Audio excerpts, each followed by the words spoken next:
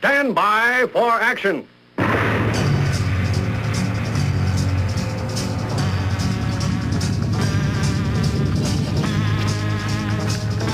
Thanks for joining me. My name's Dave Miller. I am the Unpleasant Blind Guy. And this time, I'm going for a little bit more of a world perspective because I'm going to talk with Tania Groth of For Freedom. Now, that's a civil rights organization that's located in Denmark. And we're going to talk about things in Europe. We're going to talk about the Iranian uprising. We're going to talk about a few general issues. And Americans, you need to listen to this because things that happen in Europe do reverberate over here. We're already seeing that with the migration of the Mohammedans, and we're already seeing the civil rights of indigenous Americans being supplanted for those of the newly incoming migrants. So, Tania Groth, welcome to the show, and welcome back. Okay, thank you, Dave. Nice to be here. Yeah, it's been about a year, and I wasn't really thinking about that when I saw your announcement on, I think it was about the 3rd of January, because that's when I came back from my Christmas break, and I saw that For Freedom was doing a demo in Denmark supporting the Iranian uprising. And I thought, okay, well, I want to find out about this from the perspective of the people there, particularly because in Denmark you have to deal with a lot of the migration problems immediately. You guys are some of the ones that get hit first, after places like Italy and Greece and Spain. And then it moves over to the UK and then over to the States. All of these things that happen in the Middle East do have these reverberations. And I'd like to ask you, the demonstration of For Freedom, why did For Freedom do this particular demo? Well, see, we're not just an anti-Islamic organization. We stand for freedom. And of course, we are a global world as such. I'm not a globalist, but we are a global world. And the more countries that get away from the yoke of totalitarianism and Islam, the better it is for everybody. So therefore, I thought it was appropriate to support them in their fight for freedom. We did ultimately not have that demonstration because we found out at that same day there was an organization called Free Iran that were having a demonstration pretty much around the same time. So I thought it was more appropriate that we supported them instead of just making two smaller demos, just making one larger one, and with us as supporting them. And that turned out, that was very, very good. They were very appreciative. It was a good demo. So I'm very pleased with the result, and I'm pleased with the fact that we decided to support them because it's ultimately their fight. It's all our fight, but it's their fight, and it's, I think, more appropriate that we support them in whichever way we can. What was the reaction of the people on the street as you guys were demonstrating? Just locals and just people passing by and things of that nature? It was positive. It was absolutely positive. There were quite a few Danes present there as well. Not that many, but there were some Danes as well. And no, it was I think most people here, they understand that they understand the concept of a country wanting to break free of a totalitarian yoke. So no, there was no counter demonstration like we usually have with Antifa, stuff like that. Even though they were lurching about because they had heard that I was there. And of course they get very peed off and they feel that I'm walking on their territory and they don't like when we actually make a good impression. No, of course they don't. No. And they were sneaking around in the periphery. That was quite funny. kind of moving around in the bushes. Well, I'll get to that. Yeah. I will get to that because Keith Ellison over here in the United States, who is a representative, a Muslim representative in our Congress, and is also vice chair of our Democratic Party, has endorsed Antifa. Which, it doesn't surprise. Oh, no, I wasn't surprised at all myself. But what people need to understand who aren't spun up on this is that, of course, Antifa supports Islamization. They and the Mohammedans support each other, and Antifa is not a group of nice people that just carry signs and chant and sing and march. They actually do engage in a lot of the violence, and we saw some of that here in the States over the summer. We got a small taste, listeners, of what Tania and the rest have had in Europe and in the UK. The things that we've experienced here in the States are just a tiny little nibble. I'm not sure about that, Dave. Really? I'm not sure. I've seen the your Antifa, and actually they seem more violent. Ours aren't quite either, but they seem rather more violent than ours do, actually. Really? Yeah, yeah. Now that, listeners, is a scary thought because, of course, as you know, and Tania, as you know, I'm affiliated with the English Defense League, and they, of course, have seen a lot of violence from Antifa and yes. Hope Not Hate, and which they some of them call Hope Not Soap, and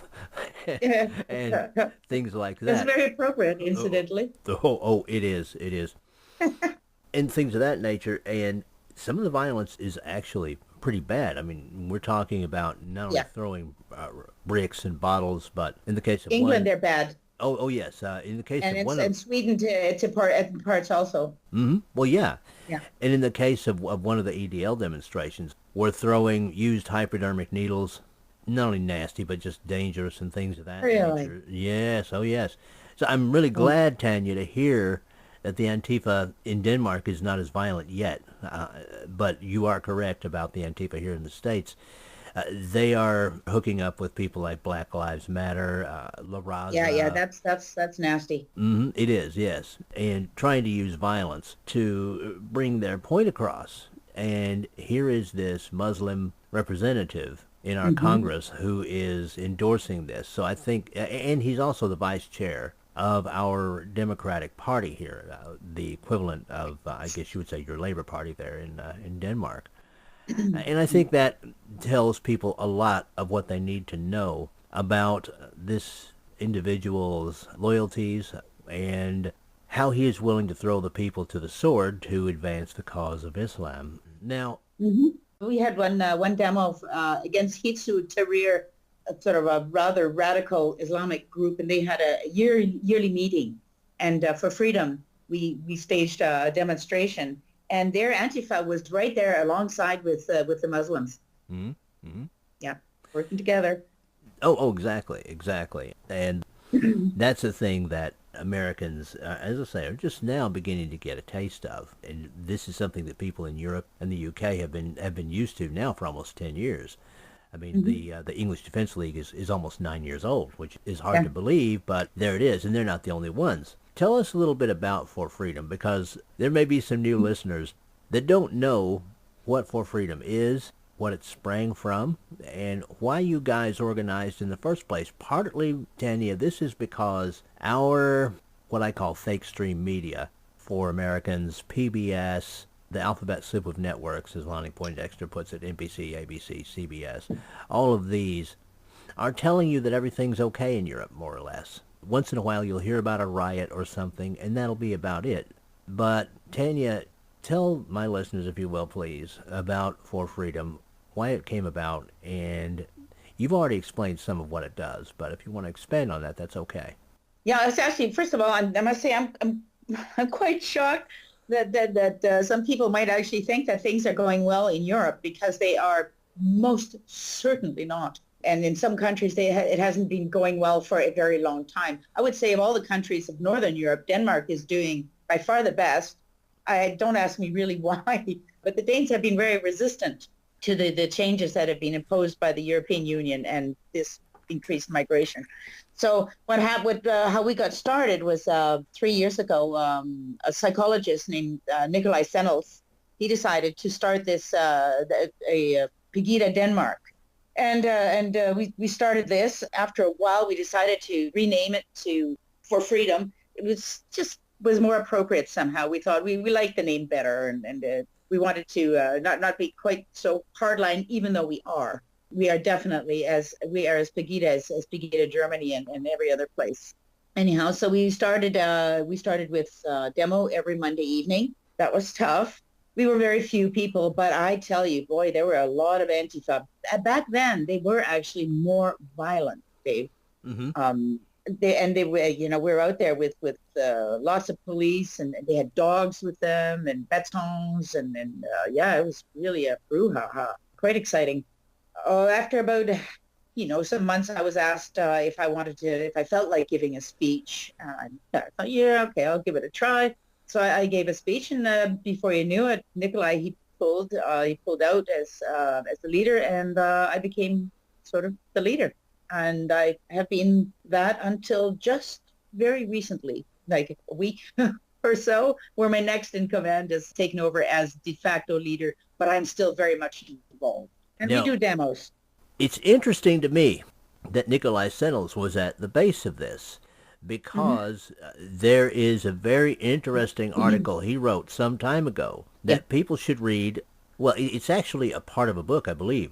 And the Yep. article is called How Islam Creates Monsters.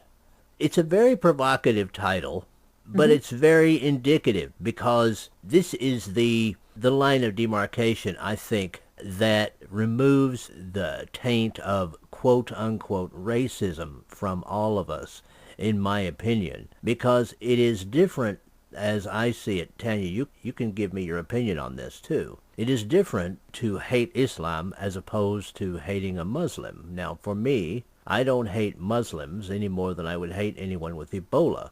That's the analogy I use. I don't hate anyone with Ebola or a dog that gets rabies because these are people, or in the case of the dogs, animals, that through no fault of their own are infected with something. And I believe that Islam, the ideology that Islam represents, takes perfectly good, perfectly normal people and from an early age infects them with this need for violence, slavery, and social corruption, basically, Hmm. the removal of everything except Islam. That, to me, is more appropriate than actually hating someone who is a Muslim, because you can convert away from Islam, or you can convert to it. What are your opinions there, especially given Dr. Sennell's article on Well, that? basically, well, first of all, Sennels he's a very smart guy, being a psychologist, and he's also had extensive look into the prison system, and he said, being prisoner psychologist, so he knows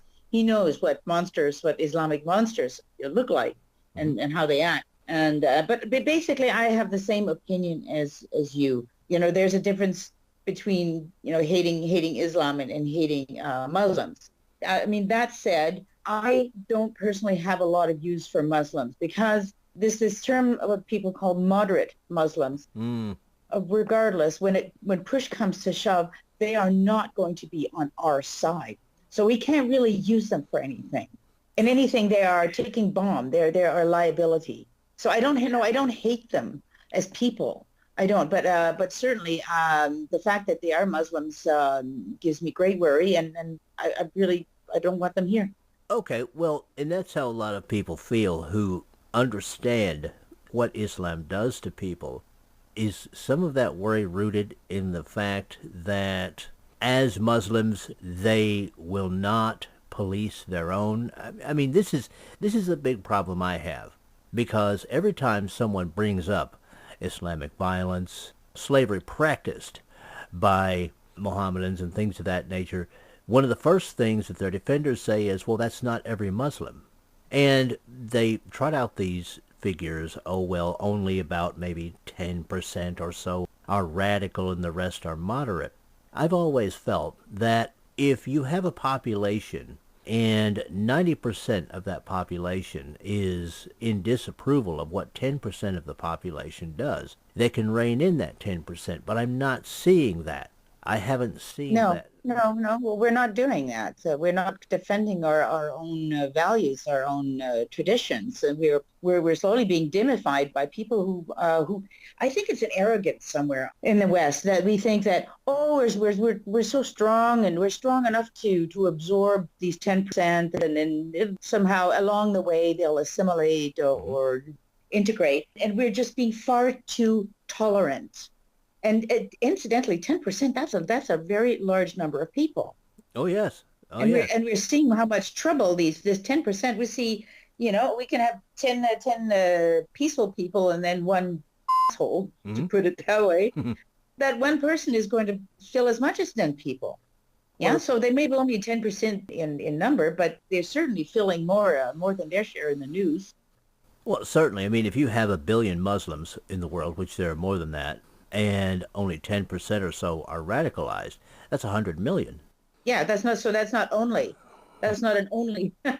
That's a massive disturbing number. The people who actually want to do away with the kuffars and the Jews and implement Sharia law. That's a big problem. That's a massive problem. Well, it's a massive, huge number. It really is. And And it's the tyranny of the minority, I mhm. call it. Yeah. Oh, yes, yes. And it spills over into everything, including the United States. That's why I keep saying this is spilling over into the United States. We have no-go zones now here in the United States in certain neighborhoods. Michigan is one of the worst. It's one of the ones that people point to, but it's Remember, that's where Somalis are? well, there are Somali Muslims here in Vermont, where I live. There are Somalis in Maine. Michigan has, I believe, a mix, but there are a lot of Somalis that are beginning to be brought into Wisconsin and places of that nature. You see, what former President Obama did was to Islamize the United States of America in a very rather evilly clever way. I have a list of the towns and cities where these people have been migrated to. And it's not just the large cities. This isn't an No. old-time migration like you used to see with a minority population moving into a large city and they set up neighborhoods and then they expand out. No, here in the States, Tanya, what they've done is they have planted them even in medium-sized towns and small towns. There are some small towns now that are inundated with Muslims, and they don't know what to do, because if they tell them, for instance, no, you can't build a mega mosque here, they'll be sued by the Justice Department, and this is something that I think that President Trump needs to try and stomp on. But, of course, they use the religion shield. They say constitutionally here in the States that if it's a religion, that it's protected and you can do whatever you want. I want to talk a bit about Europe. Closer to you, and something that I found very disturbing, I had been hearing rumors of a European army, an EU army, being set up. And right before I left for my Christmas break, all right, I saw news stories about increasing talk about this. I want to know from you, and from what you've heard there, and from your contacts, whether you think that it is a real possibility that the EU will create an army to bring countries like Hungary and the Czech Republic and places like that in line. Wow, okay, that's quite a question. I had heard, read a bit about also about this European army. However, I think the EU sees themselves as the emperors, except that they don't really have much clothes on.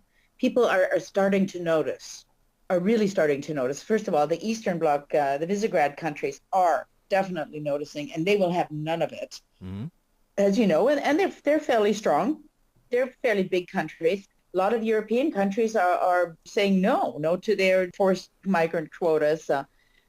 So I actually doubt that they'll get away with it. They're talking about it, and they feel that they're fairly big, strong fellas down there. But you know what? I really think it's a lot of wind coming from. Most people, they laugh at the European Union here, which is like what kind of ridiculousness do they come up next? I'm not sure they're going to get away with that.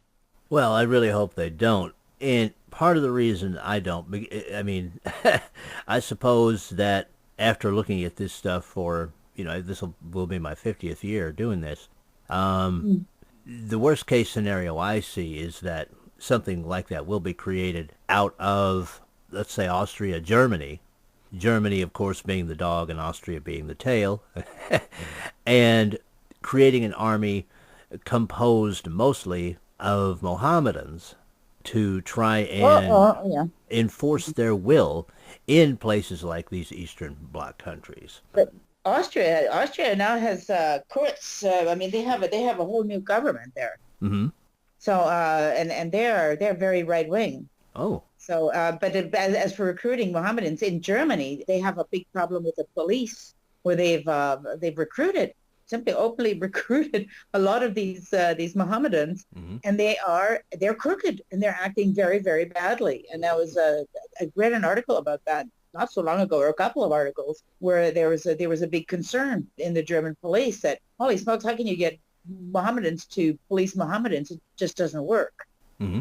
Oh, no, it never does. Yeah, so no, no. So that clearly is a clearly stupid thing of them to do, but I don't know what they're thinking. I honest to God don't know what they're thinking, Dave. Well, it goes back to what we were talking about. I mean, if Mohammedans in general are not willing to police themselves when it comes to international terror, why does anyone think that they're going to be willing to police each other on the neighborhood level? You see this Yeah. going on in the UK as Yeah, well. Yeah. The entire concept of the European army does give me pause to be a little bit worried. And I am glad that there is a more right-wing government in Austria. But I wonder, how much do you think a right-wing government in Austria, I would say a more mainstream government in Austria, could affect the overall policy of the EU? I don't know, actually. I'm not really much of a politician, Dave, but it certainly has made waves over here. Their election made quite a bit of impact, and I think it has hurt the EU. Okay, well, it will be interesting to see how this pans out, especially with Brexit in the background. Yeah. And with all of the economic problems that Europe has been having, and this is another reason, by the way, why I have a feeling that if the EU ever does form a European army, that it will be mostly Mohammedans because they can't do anything else. You have these migrants who are mostly men of military age, who are fit, and Yeah. and they inundate these countries, and what else are you going to do with them? Yeah, that is a concern. I can see that because, like you said, yeah, you see these boats coming in from North Africa and Syria and Turkey. They're military age young men, and how are they going to find jobs? But it would be, just making an army out of them would be just insane.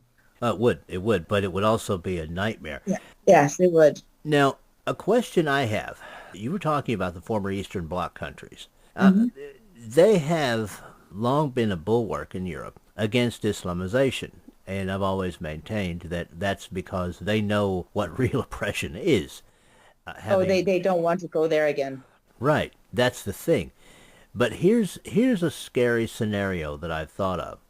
Would it be possible, if they found themselves between the devil and the deep blue sea, so to speak, would it be possible that they would ally themselves with Putin if the EU began really squeezing hard and even possibly develop their own army just to keep Islamization out? Again, not being a politician, but my own personal opinion I would think that is a possibility. See, that's what's scary to me. Why was that? Why would it be scary, really? Well, the possibility of oppression really is what worries me. And I'm sure, well, I mean, since I'm not there, would probably worry them about 100 times more because Yes. they knew what Soviet oppression was. Oh, absolutely. But Soviet Union, Russia has changed. It had, but the real question, though, Tanya, is has it changed enough for these countries to, for instance, ally themselves even partly with Putin, who obviously is not a fan of Islamization, given Chechnya and everything else? Yeah. Had they changed enough? I think actually, well, not having been to Russia, knowing very much about it, what I understand from Russia is that it's gone completely the opposite direction, become very capitalist. So you think? Go ahead. Yeah, of a totalitarian still. Putin has a heavy hand still, strong men. Mm-hmm. But between the devil and deep blue sea, if I were the Visegrad countries, I would absolutely for sure, and I felt myself pressured to toe the line by the EU. I'd certainly pick Putin over the EU by any day of the week. Yeah. Well, that I think is a possibility, Americans, that you should look at. Because as some podcasters over here have said, Putin wants to get the band back together again. I mean, he's an old-time KGB guy.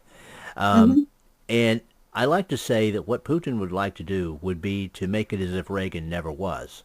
I don't know if he can bring back the old Soviet Union, but he might be able to corral some of the former Soviet states into, if nothing else, a federation. I mean, if nothing else, we'll just look at the name of Russia. Their official name is the Russian Federation. And before that, as you know, as communism was breaking up over there, they were the Commonwealth of Independent States. Almost no one remembers that. All right, but that could be a future possibility, and it could be one that Europe and the States have to deal with in the future, would be, maybe if nothing else, a confederation of states, and those might include those former Soviet bloc states, just to keep Islam out. Yeah, I don't see it as an impossibility either, in the long run. But I'm no strategist. Well, it just seems logical somehow. In the short term, though, your feelings about, as a pro-civil rights leader, I think I can still call you that, your feelings about Viktor Orban and some of these other leaders in these former, so the Czech Republic, Hungary, countries like that, your feelings about them. Oh, they're heroes. Okay. Yeah, I think it's wonderful. I think it's wonderful to see that they're kicking EU butt. Love to see it. You know, they're standing their ground. They're protecting their cultures. They're protecting their people. You know, they can see what is happening very clearly around in Europe, and they want none of it. And I don't bloody well blame them, because it is. I was in Croatia. I've been to in the last year in Poland also, and I didn't see in Poland I saw a hijab, and I was on a tourist. But other than that, it is Poles. They're Poles living there, and they love their country. And the same with Croatia. It was wonderful. The first day in Croatia, I went to a local market. Well, there were no bulwarks there, no big metal or big blocks to protect the people. And there were no Muslims. There were no Muslims. And it wasn't filled with North Africans either. It was as it should be, and it felt very safe and very nice. It did. Well, that's good. And of course, these people, these presidents, when they are protecting their countries, and they're actually doing what they are paid to do, is to protect their people, which is the only thing a president is elected to do, is to protect their people and take their people's interest at heart. And they do that. I think all power to them, and I have very, very big respect. Yeah. Well, I love that because that is a basic over here in the United States as well when we talk about our government and our president. Because, as you know, almost a year ago now, when President Trump gave his America First speech, the left went wild. They hated that.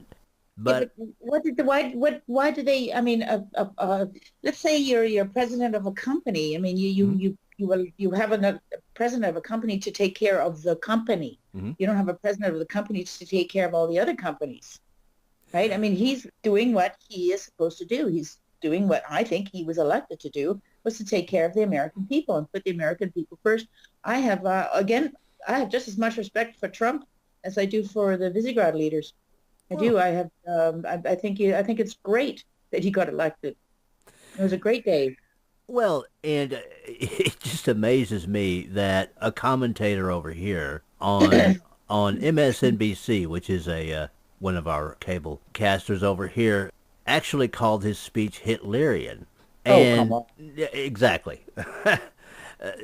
I mean, how is it Hitlerian to put your own country first? President Trump didn't come out and say, America first, and we're going to stomp on everyone else.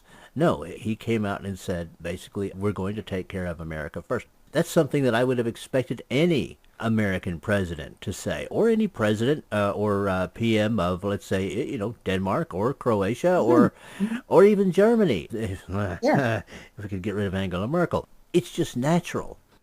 And of course, it's you're the leader of a country. That means you lead the country and you take care of the country. That is your elected job. I can't imagine having any other job. Nobody would elect a president to take care of the rest of the world, except for the Democrats, of course. Well, of course.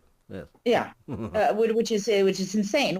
if you want to go the Nazi route, which both you and I are used to being called Nazis, Oh God, yes. that's all on the left. I mean, Yeah. if you look again, if you look at Antifa and and Black Lives Matter and all of these other groups, they're going around acting like brown shirts. They are. And they don't even, the people who throw around this word Nazi don't even know what a Nazi was. The No, Nazi, well, a National Socialist. I mean, I think it's baffling to me that they can't see, that they don't understand it, because it's really not that hard to understand. oh no, it's not. All they have to do is open up a history book, but then again, Yeah, they're they don't. taught not to. Yes, and History is taboo, you know that. yes, and they're the worst sort of racist They are. because over here in the States, of course, everything is racist. I heard about this story over the holidays of some people who had moved into a community that was by a golf course. And years before, they had planted trees so that the golf balls wouldn't hit the houses. All right. But now these people are saying that it's racist to have the trees there because it separates them from the mostly white people who use the golf course. Oh, for So trees are racist. There was a pair of professors here in the States who have put out a statement that says that what we call over here, Tania, farmers markets are racist. yes. Oh, I know them. They're racist also. Exactly. Oh God, you know what? I seem to recall reading something about that. Well, I do. I'm on Twitter a lot, and I see a lot of these stories, and I just sometimes I just go, "What? No, you got to be kidding me! What the hell is going on there?" It's very strange. But another sort of a side effect of everything being racist is that it loses its meaning. Yes. Yes. It That. completely and utterly loses its meaning. I mean, now it's okay, for example, to heckle white people and all kinds of hateful things written about white people. If any white wrote that about blacks, are you kidding? Well, literally be lynched. Well, But it seems to be, it's okay now. Well, that's part of it, though. That's part of it. I think Yeah. what it takes away from, there is real, what I call race bigotry in the world. And it's not just practiced in the States and Europe and places Oh, like God, that. no. And it's also practiced in Africa. It's practiced amongst, for example, in Muslim countries. The lighter skinned Muslims hate the darker skinned Muslims, and it's there. Yeah, it's everywhere. And you know what? I'm afraid to say that it's a fact of life. People like their own kind best. Well, I look at it as an evil that we can overcome. But the thing is, it's going to be very hard to overcome that evil if you say everything is racist. If Yeah. you imply that racism is involved in everything that's in the world, I mean, I can make an argument for anything being racist.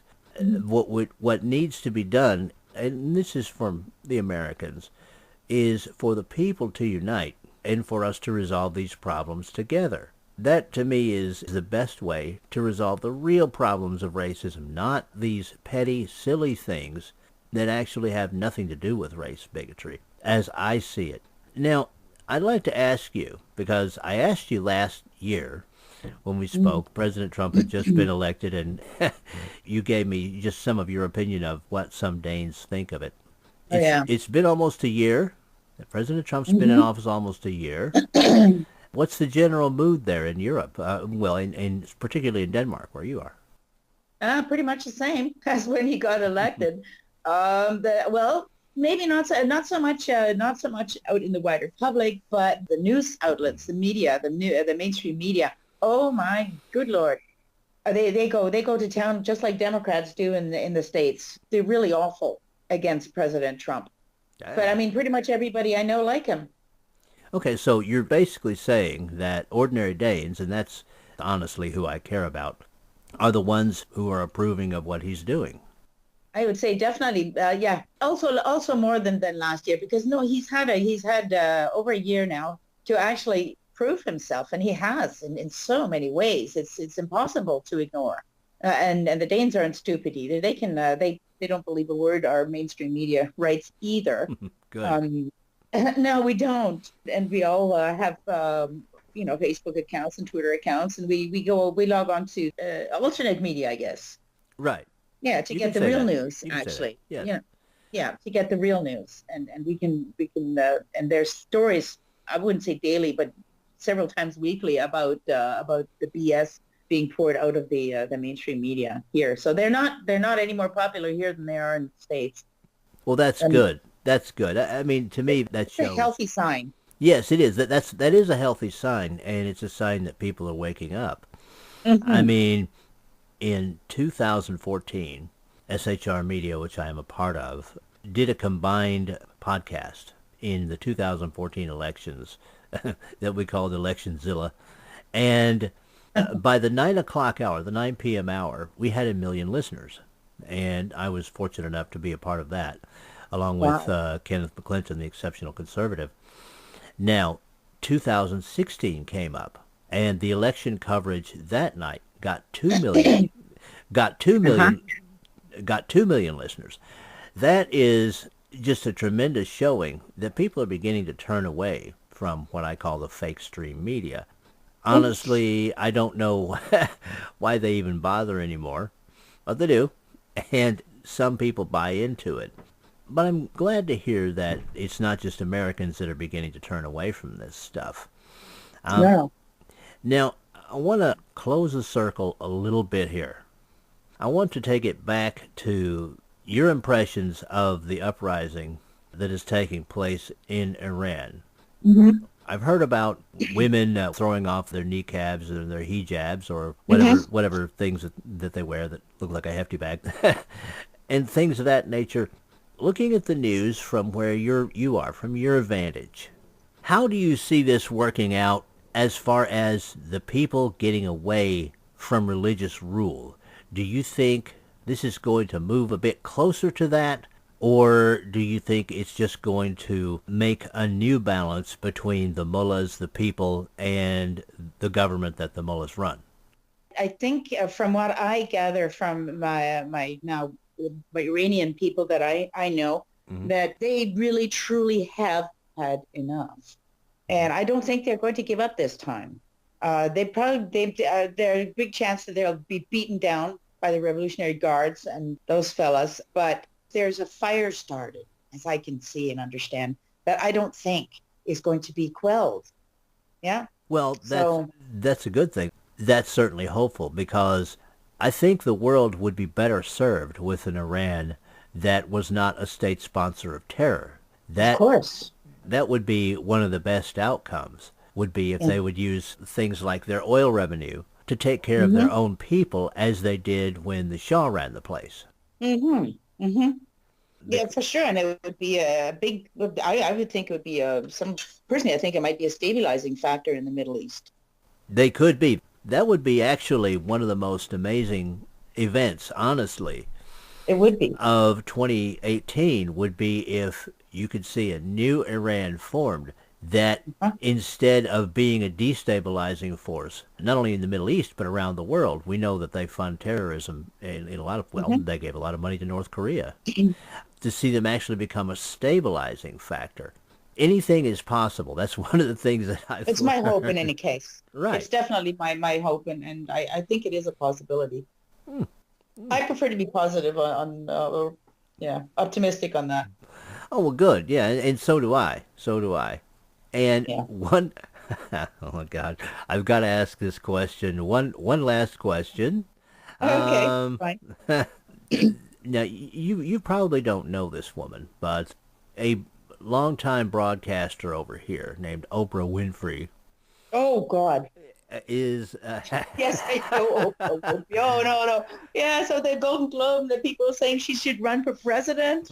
Yes, that was my question. What do you think of that? Awful. What a thought. What a thought. No. But I can actually see the Democrats running with it. Oh, what's and I'm sure she'd get a lot of support. But frankly, she has said some awfully strange things amongst those. Old white men should die and stuff. She's a nasty piece of work. Well, there is that. The thing is, though, while everyone was laughing about this, as you said, I could see the Democrats actually trying to run her. Because, I mean, if we can have a former wrestler being a governor of one state, and if we can have Uh-huh. a political satirist being a senator from another state, and, well, if we Mhm. can have a former actor being a president of the United States, Mhm. it's not beyond the realm of possibility to think No. that a former talk show host could wind up president of the United States. I mean, it's a thought that makes my skin crawl. I have to tell you, Tanya, Oh yeah, out no of kidding. It'd be awful. She's so far to the left. It's she's right off the stage. oh yeah, yeah, exactly. I mean, I've never actually watched an entire Oprah Winfrey show, and part of that is because A, I'm just not interested in that kind of programming, and B, every time I did try to watch any of it, it was all hating men and blaming men for everything Mm-hmm. and left-wing politics, and I just turned my nose up at it. And I have to It's wonder, nauseating. it is, I have to think that it might almost be a good thing if they did run her, because she may not have on the surface as awful a personality as Hillary Clinton, but her views are so far to the left that I can't see hardly any man in this country voting for her. Now, No, now I, no. I have to get in one more. Mm-hmm. The government in Denmark. Mm-hmm. What is the state of it now?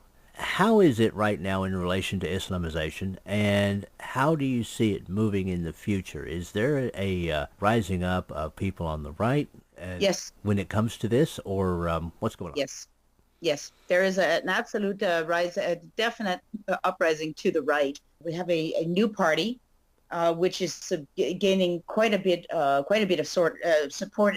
Actually, it's risen as really quite fast. We've got a lot of supporters, and they're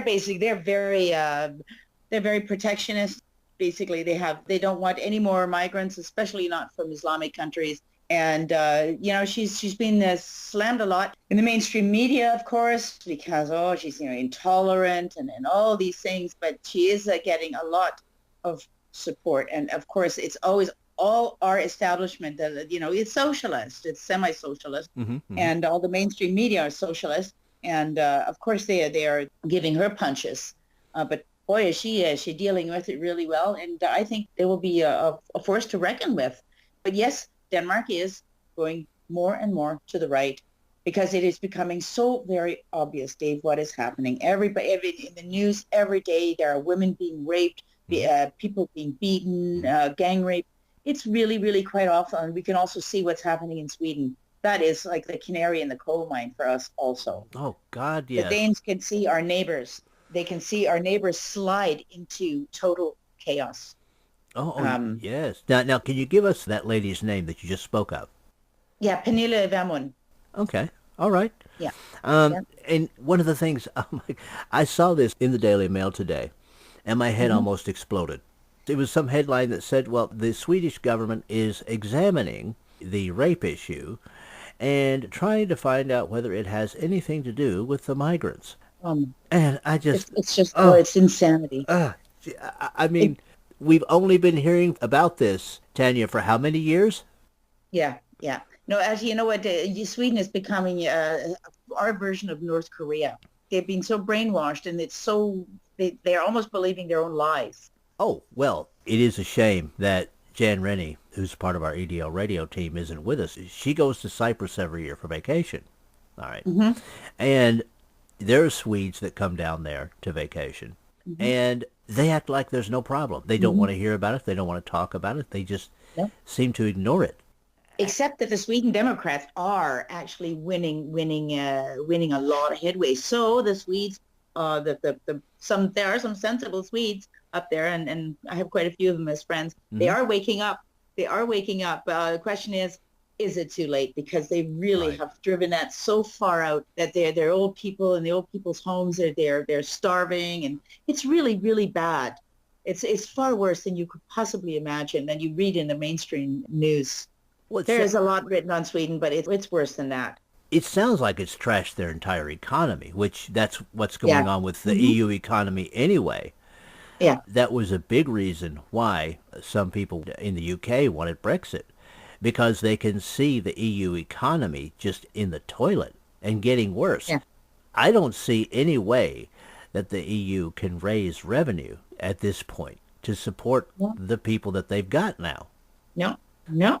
So it's no wonder to me that countries in Europe are beginning to move farther to the right to try and resolve this problem. But as you said, for some, it may be too late. I just hope it's not too late for Denmark. And I'm always praying for you guys.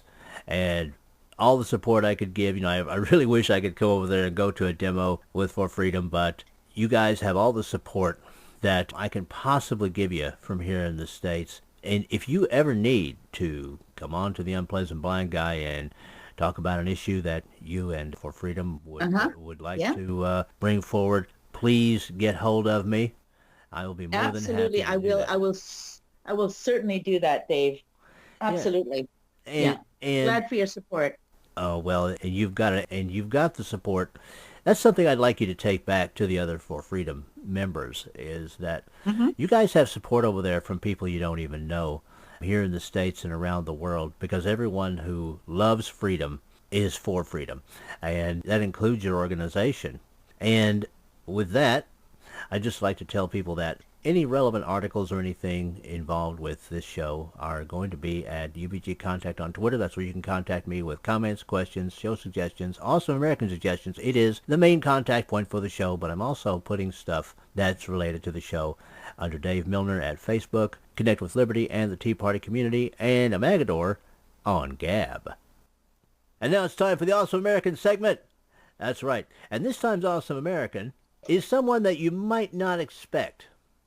Guys, I give academia a big problem, and part of that is because, culturally speaking, academia really has kind of abandoned the United States of America. I bring them to task, and I think for good reason. But not everyone in academia is that way, and not everyone in academia is not practicing what they preach. And that's true of Mark Burgle of Silver Spring, Maryland, as you'll hear in this report by Kylie Kahn of WDVM-TV, Channel 25, Hagerstown, Maryland. Welcome back. A university professor quit his job and started a nonprofit organization after taking part in one of his students' assignments. WDVM's Kylie Kahn spoke with Mark Burgle, a man who's helping others rise out of poverty. As a professor at American University, Mark Burgle wasn't looking to create a nonprofit. I wanted my students to connect to people who were living in poverty because I wanted them to see that there was really no difference between them and the people they would be helping. But that assignment changed the course of his life. I started to volunteer because I asked them to volunteer. My volunteer job was to bring food to them. But when I got there, I saw that they not only had no food, they had no beds, no dressers, no tables and chairs. Burgle started a wider circle in 2001 with the goal of helping people rise out of poverty. The organization does that by providing job training and furniture to those who don't have much. We formed relationships with some manufacturers, and we still need to get more beds, but we're working on that. And perhaps what's most shocking about Burgle's journey to end poverty is that he won't sleep on a bed until every person has one. And I went home that night, and I had just bought a new bed, and I plopped down, spread eagle on my bed, and it was so comfortable, and I thought, I can't have this. Now every night he either sleeps on the floor or on a couch. If I am supposed to be trying to develop a stronger connection with people in poverty, then the least I could do is understand the discomfort that comes with being in poverty. A wider circle operates in Silver Spring and Southeast Washington, D.C. In the future, Burgle hopes to add job training centers and youth mentoring programs in more high-poverty neighborhoods. Ending poverty is not a very complex kind of issue. It's not a problem that we cannot solve. It's a problem we can solve, and we can solve it if we all commit to it. Reporting for WDVM's In Focus, I'm Kylie Kahn. A wider circle receives more than 500 calls a day from individuals and families in need. And there you have it, folks. Someone who's actually practicing what they're preaching. It's kind of rare in academia these days, and this individual had to remove himself from academia in order to start up this nonprofit, but it's worth mentioning. And Tania, I just want to say thank you for being on the Unpleasant Blind Guy. Please come back at some point, and as I said, don't hesitate to call if you need me, okay? Yeah, thank you so much for having me on your show, Dave. I'll be more than happy, and you will hear from me again. I will be back. That's great. That's great. And by the way, my greetings also to all of your listeners, and all the people who believe in freedom. We are many out here, and we are fighting. And so thank you. And we are with you. And that is it for this time, people. I appreciate each and every one of you. Thank you for listening, and may your God go with you. Goodbye. The Unpleasant Blind Guy is copyright 2018. Anno Domini.